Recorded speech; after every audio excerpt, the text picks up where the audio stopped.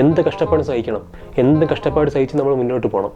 അതാണ് നട്ടലുള്ള ആണുങ്ങൾ അങ്ങനെയാണ് ചെയ്യാറ്. നട്ടലുള്ള ആണുങ്ങളൊക്കെ അങ്ങനെയാണ് ചെയ്യുക. കരയാനൊന്നും പാടില്ല, കരയാനൊന്നും പാടില്ല. കരഞ്ഞൂടാ. നട്ടലുള്ള ആണുങ്ങളൊന്നും കരഞ്ഞൂടാ. ഒന്ന്, കുടുംബത്തിൻ്റെ പാരമ്പര്യം കളയരുത്.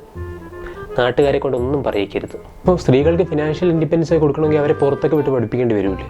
പുറത്തൊക്കെ വിട്ട് പഠിപ്പിക്കുന്ന പെണ്ണുങ്ങളൊക്കെ അവസ്ഥ മോൻ അറിയാം? നമുക്ക് ഒന്നും അറിയില്ല മോനെ. ബാംഗ്ലൂരൊക്കെ പോയി വരുന്ന പെണ്ണുങ്ങളൊക്കെ എങ്ങനെയാണ് വരുന്നത്? ബാംഗ്ലൂരിൽ നിന്ന് പോകുന്നവരെ നാടൻ കുട്ടിയാണ്. ബാംഗ്ലൂരിൽ നിന്ന് വന്നപ്പോൾ അവിടെ ഡ്രസ്സ് കാണുമായിരുന്നു. മോഡേൺ ഡ്രസ്സൊക്കെ എടുത്ത് ഇതുവരെയുള്ളൊരു ഡ്രസ്സൊക്കെ ഇട്ട് ഇതുവരെയുള്ളൊരു ചെറിയ നിക്കറൊക്കെ ഇട്ടാ കൊച്ചു വന്നത്. എന്ത് മാറ്റമാണ് സംഭവിച്ചത്? നശിച്ചില്ലേ? ജീവിതം നശിച്ചില്ലേ? ഫിനാൻഷ്യൽ ഇൻഡിപെൻഡൻസ് ഒക്കെ വേണം, പക്ഷെ പുറത്തൊന്നും വിട്ട് പഠിപ്പിക്കേണ്ട. ഇവിടെയൊക്കെ പഠിച്ചുള്ള ഫിനാൻഷ്യൽ ഇൻഡിപെൻഡൻസ് ഒക്കെ അവർ ഉണ്ടാക്കിയാൽ മതി. ഇവിടെയൊക്കെ പഠിച്ച് സ്വതന്ത്രമായിട്ടൊക്കെ അവർ പഠിച്ചാൽ മതി. അത്രയ്ക്കുള്ള സ്വാതന്ത്ര്യമൊക്കെ മതി. അതിൽ കൂടുതൽ സ്വാതന്ത്ര്യമൊന്നും വേണ്ട. ഫെമിനിസം എന്ന് പറഞ്ഞാൽ എന്താ? ഫെമിനിസം എന്ന് പറഞ്ഞാൽ മിനിമം നിങ്ങളൊരു കളക്ടർ ആവണം, അല്ലെങ്കിൽ നിങ്ങൾ പോലീസ് ആവണം, അല്ലെങ്കിൽ നിങ്ങൾ പൈലറ്റ് ആവണം, അല്ലെങ്കിൽ നിങ്ങൾ ഒരു മദർ തെരേസെങ്കിലും ആവണം മിനിമം. ഇതെങ്കിലും ആയാലേ നമ്മൾ സമ്മതിച്ചു തരുള്ളൂ നിങ്ങൾ ഫെമിനിസ്റ്റ് ആണെന്ന്. അല്ലാതെ നടക്കുന്നവരെല്ലാം സൂഡോ ഫെമിനിസ്റ്റുകളാണ്. ഒരു ചീത്തപ്പേരുണ്ടാക്കുക, ഒരു കുടുംബത്തിന് ചീത്തപ്പേര് കേൾപ്പിക്കാൻ ഞാൻ സമ്മതിക്കില്ല. ഒരിക്കലും ഒരു ആണും പെണ്ണും അടുത്തിരുന്ന് പഠിക്കാനേ പാടില്ല. ഇപ്പോൾ ഓൺലൈൻ ക്ലാസ് കൊണ്ടുണ്ട് എന്തൊരു സമാധാനം. എല്ലാവരും വീട്ടിനകത്ത് മാത്രമേ ഇരുന്നേ പഠിക്കുന്നുള്ളൂ. എൻ്റെ പിള്ളേരെയൊക്കെ മാതൃകാ പുരുഷന്മാരായിട്ട് തന്നെ ഞാൻ വളർത്തും. ജോലി വേണമെന്നോ? കൊള്ളാം. ജോലിയാണോ കല്യാണത്തെക്കാളും പ്രധാനം? എന്താ കുട്ടി ഈ പറയുന്നത്? ജോലിയൊക്കെ പിന്നെയും കിട്ടും, കല്യാണം ആദ്യം നടക്കട്ടെ. ഭർത്താവിൻ്റെ ചിലവിൽ പഠിക്കാൻ. ഞാനൊരു കുട്ടിയുടെ കാര്യം പറഞ്ഞില്ലേ, നീ കല്യാണം നോക്കുന്നുണ്ടെന്ന്? അവളും ഇൻസ്റ്റാഗ്രാമിൽ ഇടുന്ന പോസ്റ്റുകളൊക്കെ ഞാൻ കാണുന്നുണ്ട്. ഇങ്ങനെയുള്ള കുട്ടിയാണോ നീ കല്യാണം കഴിക്കാൻ പോകുന്നത്? എൻ്റെ ജീവിതം നശിച്ചു പോയത് തന്നെ. ഇതൊന്നും നീ എന്നോട് പറയണ്ട മോനെ. ഒരു വീട്ടിലെ പ്രാരാബ്ദങ്ങൾ മുഴുവൻ എൻ്റെ ഷോൾഡറിൽ ചുമന്ന് എൻ്റെ 2 പെങ്ങന്മാരെയും കെട്ടിച്ചയച്ചാൽ എന്നോടാണോ നീ ഇതൊക്കെ പറയുന്നത്? സയൻസ് പഠിപ്പിക്കാൻ വന്നിരിക്കുന്നവൻ, അവന് സയൻസ് പഠിപ്പിക്കാൻ വിട്ട് ഞാൻ അവന് സയൻസ് പഠിപ്പിച്ചു. എന്നിട്ട് എന്നോട് അവൻ സയൻസ് പഠിപ്പിക്കുന്നത്. മൂത്തവരോട് ഇങ്ങനെയാണ് പെരുമാറേണ്ടത് കുട്ടി. ഒരു ഗുരുത്വവും ഇല്ല, ഒരു ബഹുമാനവും ഇല്ല. പ്രായത്തിന് മൂത്തവരെ ബഹുമാനിക്കാൻ അറിയത്തില്ല. കഷ്ടം. നിന്നെയൊന്നും പറഞ്ഞിട്ടൊരു കാര്യമില്ല. ഇപ്പോഴൊക്കെ ഇറങ്ങുന്ന സിനിമകൾ കാണണ്ടേ?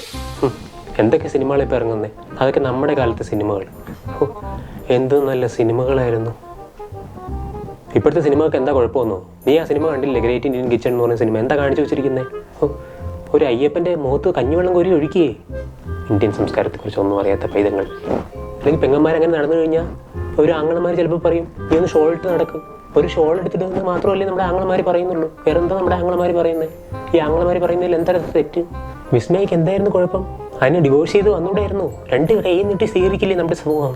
നാട്ടു നടപ്പ് തൊട്ട് കളിക്കരുത് മോനെ, അത് നമുക്കിഷ്ടമല്ല. ഞാനും കല്യാണം കഴിഞ്ഞതാണ്. എനിക്കൊരു ഭാര്യയുണ്ട്. അവളെ ഞാൻ ജോലിക്ക് വിട്ടിട്ടില്ല ഇതുവരെ, അറിയാമോ? അവൾ ജോലിക്ക് പോയിട്ടുണ്ടെന്ന് കാശ് കൊണ്ട് വേണ്ട എനിക്ക് ജീവിക്കാൻ. വാക്സിൻ പോലും കൊടുക്കാൻ പറ്റുന്ന സർക്കാർ.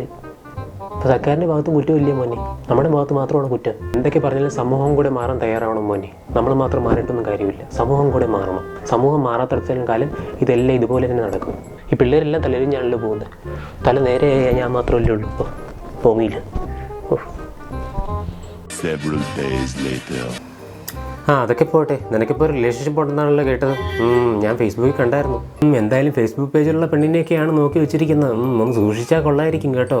കുറച്ച് നാൾ കഴിയുമ്പോഴത്തേക്കും അടിച്ചു പിരിഞ്ഞ് പോകാനുള്ള സാധ്യതകളൊക്കെ ഉണ്ട്. ഇല്ല, എൻ്റെ റിലേഷൻഷിപ്പ് സ്റ്റാറ്റസ് ഒന്നും ഞാൻ ആരോടും ഷെയർ ചെയ്യാനായിട്ട് താല്പര്യപ്പെടുന്ന കാര്യമല്ല. അതൊക്കെ എൻ്റെ പേഴ്സണലായിട്ടുള്ള കാര്യമാണ്. അതൊന്നും മൂന്നേട്ടനോട് പറയാനായിട്ട് ഞാൻ ഉദ്ദേശിക്കുന്നില്ല. ഇക്കാലത്ത് ഫേസ്ബുക്ക് ഇൻസ്റ്റാഗ്രാമോ എന്നുള്ള പെൺപിള്ളേരെ ഒന്നും വിശ്വസിക്കാൻ കൊള്ളത്തില്ലെന്നേ. ഈ പെൺകുട്ടിക്കാണെങ്കിൽ ഫേസ്ബുക്ക് ഉണ്ട്, ഇൻസ്റ്റാഗ്രാം ഉണ്ട്, എല്ലാ അക്കൗണ്ടും ഉണ്ട്. അതിൽ സ്ഥിരം പോസ്റ്റുകളല്ലേ ഇടുന്നത്. എന്തൊക്കെ പറഞ്ഞാലും പെണ്ണുങ്ങളുടെ കാരണത്തൊക്കെ ഒരു അടി കൊടുത്ത് അവളെ നിലയ്ക്ക് നിർത്തുന്നവനാണ് ഒരു യഥാർത്ഥ ആണ്. ബാലേന്ദ്ര മേനോന്റെ സിനിമ കണ്ടിട്ടില്ലേ? അതിൽ പറയുന്നുണ്ടല്ലോ, എന്റെ സങ്കല്പത്തിന് ഭർത്താവ് ഭാര്യയെ ഭരിക്കുന്നത് നാലണയ്ക്ക് പോലും ഗതിയില്ലാത്ത ഞാൻ എങ്ങനെയാ തമ്മിലൊക്കെ ഭരിക്കുക? എന്നെ ഭരിക്കാൻ കഴിവുള്ള ഒരു ഭർത്താവിനെയാണ് എനിക്ക് ആവശ്യം. എന്റെ കരണത്ത് ആദ്യമായി അടിച്ചയാൾ നിങ്ങളാണ്. അതാണ് ഞാൻ നിങ്ങളിൽ കാണുന്ന പ്രത്യേകത. ഈ ആണുങ്ങളായ കുറേയൊക്കെ ഈഗോ ആണ് മോനെ. അതൊക്കെ നീ മനസ്സിലാക്കിയിരിക്കണം. അവർ ചെളി കണ്ടാൽ ചവിട്ടും, വെള്ളം കണ്ടാൽ കഴുകും. അതൊക്കെ സംഭവിക്കും. എല്ലാ ആണുങ്ങളുടെ ഉള്ളിലിരിപ്പ് മൂന്നേട്ടന് അറിയാമെന്ന് തോന്നുന്നല്ലോ. ഈ ആണുങ്ങളുടെയൊക്കെ പേറ്റിൻ്റെ മൂന്നേട്ടൻ്റെ കയ്യിലാണോ? ഇത്തരം കൾച്ചറലായിട്ടുള്ള ടോക്സിക് അഡ്വൈസസ് ഒരുപാട് പേരിൽ നിന്ന് നമ്മുടെ സമൂഹത്തിൽ ഇപ്പോൾ കേൾക്കുന്ന കാര്യമാണ്. ഇത്തരം ലോജിക്കലി തെറ്റായിട്ടുള്ള കോമൺ സെൻസിന് നിരക്കാത്ത ആർഗ്യുമെന്റ്സ് ഒക്കെ പറയുന്ന ആൾക്കാരെയൊക്കെ ഇന്നത്തെ തലമുറയിലുള്ള ചെറുപ്പക്കാരെയൊക്കെ ചോദ്യം ചെയ്യുന്നുണ്ട്. ഒരുപാട് ചെറുപ്പക്കാർ ചോദ്യം ചെയ്യുന്നുണ്ട്. അവരൊക്കെ ശബ്ദം ഉയർത്തുന്നുണ്ട്, ഇപ്പോൾ മുന്നോട്ട് വരുന്നുണ്ട്. അതൊക്കെ നിങ്ങൾ കാണുകയും കേൾക്കുകയും ചെയ്യേണ്ടതിൻ്റെ ആവശ്യകതയുണ്ട്. അവിടെ ഒരു മാറ്റം ഇവിടെ വലിയ രീതിയിൽ സംഭവിക്കുന്നുണ്ട്. അതൊക്കെ നിങ്ങൾ കണ്ടേ പറ്റുള്ളൂ. എൻ്റെ മോനും നിന്നെ പോലെയൊക്കെ തന്നെ ആയിരുന്നു. ഇതുപോലെ എന്നെ ചോദ്യം ചെയ്ത് തുടങ്ങിയപ്പോൾ ഞാൻ അവനോട് പറഞ്ഞു, എന്നെ അനുസരിച്ച് ഈ വീട്ടിൽ നിൽക്കാൻ പറ്റുമെങ്കിൽ നിന്നാൽ മതി, ഇല്ലെങ്കിൽ ഇറങ്ങി പൊക്കോണമെന്ന് പറഞ്ഞു. അല്ല പിന്നെ കൊള്ളാം, നല്ല ഒന്നാന്തര ഉപദേശം. നീ കൂടുതലൊന്നും പറയണ്ട. എനിക്ക് എൻ്റെ തലയിലോട്ട് കയറത്തില്ല. ഞാൻ നിന്നെക്കാളും ഓണം ഉണ്ടവന്നെ. നിന്നെക്കാളും ഓണം ഉണ്ട ആളിനെ ഒരിക്കലും ഉപദേശിക്കാൻ പാടില്ല. ഓണം ഉണ്ടതിൻ്റെ ക്ഷീണം ഇതുവരെ മാറിയിട്ടില്ല.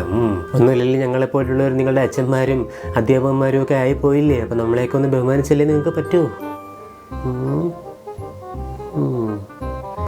ബഹുമാനിച്ച് പോകുന്നതായിരിക്കും നല്ലത്. മുകുന്ദേട്ടൻ എൻ്റെ അധ്യാപകനായിരുന്നു എന്ന് പറഞ്ഞിട്ട് ഈ പറയുന്ന എല്ലാ കാര്യങ്ങളും ഞാൻ അംഗീകരിച്ച് തരുന്നില്ല. ഈ പറയുന്ന പോലെ തെറ്റായിട്ടുള്ള കാര്യം ഇനി ആര് ചെയ്താലും തെറ്റെന്ന് തന്നെ പറയും. അതിനെ ഒരു തരത്തിലും കോംപ്രമൈസ് ചെയ്യുന്ന ഒരു പരിപാടിയില്ല. പുതിയ തലമുറയിലെ പിള്ളേരെ കുറ്റം പറയുന്ന പരിപാടി നിങ്ങളുടെ ഒരു സ്ഥിര ഏർപ്പാടാണല്ലോ. ഈ പുതിയ തലമുറയിലെ പല ചെറുപ്പക്കാരും ഇന്ന് ഇതിനൊക്കെതിരെ ശബ്ദം ഉയർത്തുകയും മുന്നോട്ട് വരികയും പോസ്റ്റുകൾ ഇടുകയും ഒക്കെ ചെയ്യുന്നത് നിങ്ങൾ കാണാത്തതാണോ അല്ലെങ്കിൽ കണ്ടില്ല എന്ന് നടിക്കുന്നതാണോ? എല്ലാ മതങ്ങൾക്കും ജാതിക്കും രാഷ്ട്രീയത്തിനും അതീതമായിട്ട് മാനുഷികപരമായി ചിന്തിക്കുന്ന ഒരു തലമുറയാണ് ഇപ്പോൾ വളർന്നു വരുന്നത്. അവരെന്തിനേയും ഏതിനേയും ചോദ്യം ചെയ്യും, പ്രതികരിക്കും, മുന്നോട്ട് വരും, ചിന്തകൾ മാറും, മാറ്റം വരും. അപ്പോൾ ഈ വിവരമില്ലായ്മയിൽ നിന്നും ഫ്രസ്ട്രേഷനിൽ നിന്നൊക്കെ വരുന്ന ഇത്തരം ടോക്സിക് അഡ്വൈസുകൾ കേൾക്കാൻ നമുക്ക് തൽക്കാലം സൗകര്യമില്ല. വെറും പെണ്ണ് അതേടോ നല്ല അന്തസ്സുള്ള ഇല്ലത്തെ നായരാ. ഞാൻ ബ്രാഹ്മണനോ ശൂദ്രനോ വൈശ്യനോ ഒന്നും അല്ല. എന്താ ഇതിന്റെ ജാതി? എന്താ ജാതി? സമാധാനമായി മേലാൻകുട്ടിയാണല്ലേ. ഏതെങ്കിലും നല്ല നായര് കൊച്ചന്റെ 10-12 പിള്ളാരെയൊക്കെ പ്രസവിച്ച് കഴിയേണ്ട ഈ കാലത്ത് ഇവിടെ വന്ന് കിടന്നിങ്ങനെ. മന്നാടിയ ക്ഷത്രിയനാണ്. ക്ഷത്രിയൻ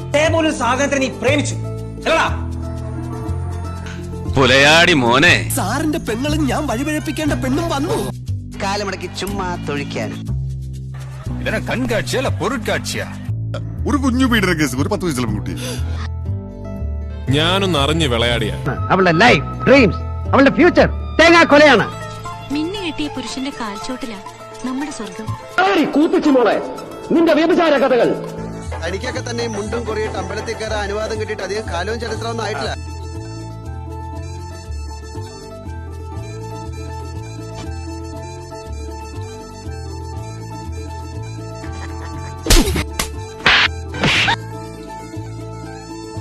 ോട് പറഞ്ഞ നിങ്ങൾക്ക് കല്യാണം വേണ്ട, പഠിപ്പ് മുഴുവിക്കണോ, സ്വന്തം കാലി വയ്ക്കണം എന്നൊക്കെ അപ്രീസിയേഷൻ ആണ് കേട്ടാ. പെണ്ണുങ്ങൾക്ക് കല്യാണമല്ല ഒരേ ഒരു ലക്ഷ്യം, സ്വയം പര്യാപ്തതയാണ് വേണ്ടത്. അതാണ് പൊളിറ്റിക്കലി കറക്റ്റ്. തുല്യതയുള്ള രണ്ടുപേരുടെ പരസ്പര ബഹുമാനത്തിലും സ്നേഹത്തിലും നിലനിൽക്കുന്ന സഹവർത്തിത്വമാണ് വിവാഹം. അത് കണക്ക് പറയുന്ന കച്ചവടമല്ല. സ്ത്രീധനം വാങ്ങരുത്, കൊടുക്കരുത്. Say no to dowry.